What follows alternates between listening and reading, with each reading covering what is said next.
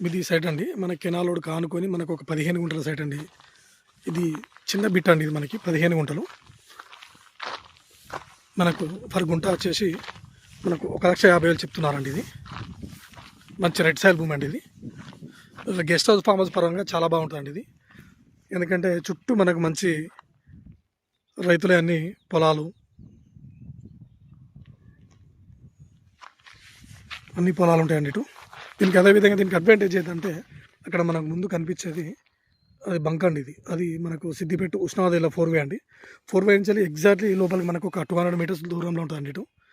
ఇటు ఇటు కూడా అండి. ఇటు రైట్ సైడ్ మనకి ఇంకోటి అండి. ఇటు డబల్ రోడ్. ఇటు మనకు కృష్ణా టు నంగనూరు వెళ్ళే మండల్కి డబల్ రోడ్ అండి. ఇటు కూడా ఒక 200 మీటర్స్ ఉంటుందండి లోపలికి.